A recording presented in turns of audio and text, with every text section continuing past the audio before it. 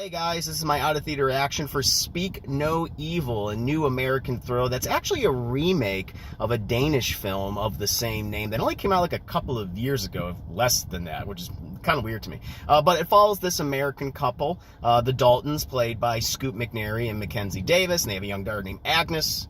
Why they would name their daughter Agnes in the 21st century, I can't imagine. I feel sorry for that kid. But they're vacation in Italy, and they meet another couple. The husband of that couple is played by James McAvoy, named Patty. They really hit it off, but eventually, they go back to their regular lives. But, there's trouble on the homestead. Scoot McNairy and Mackenzie Davis, they got a whole host of issues. But they're invited out by Patty and his family to spend some time in the countryside. And they go there, and just, weird things start happening. And, it gets, really awkward, and Patty and his wife, they're super passive aggressive, and they become very aggressive, and then more crazy stuff ensues.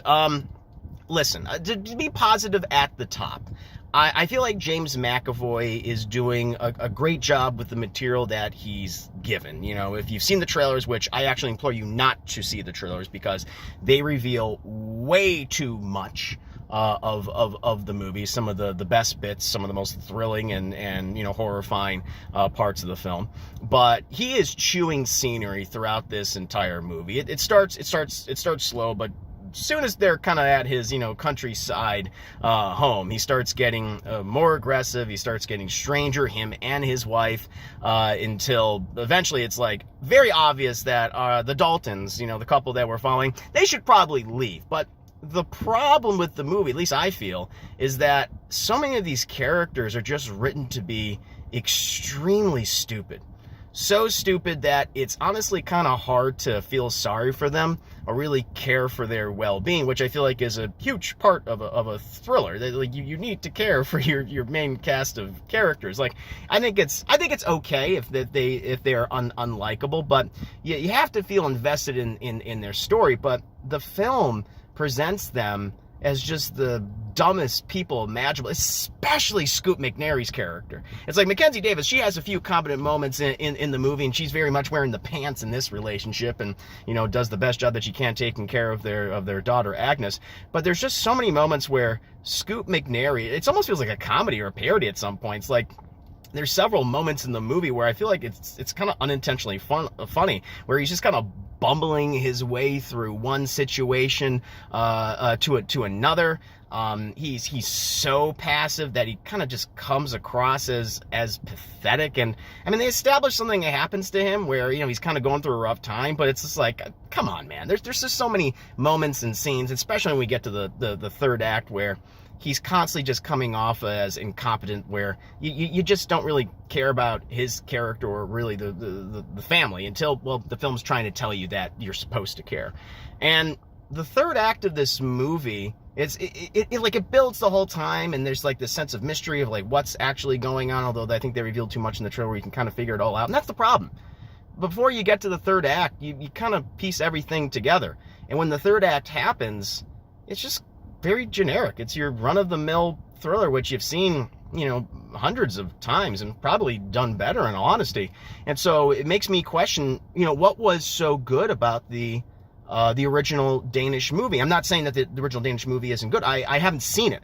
If anything, watching this movie makes me want to check out that film for myself, because clearly it so many people loved it. And I remember even seeing it on a number of even film critics that I like to follow, like some of their best of lists for the year it came out. I believe it was 2022, I want to say.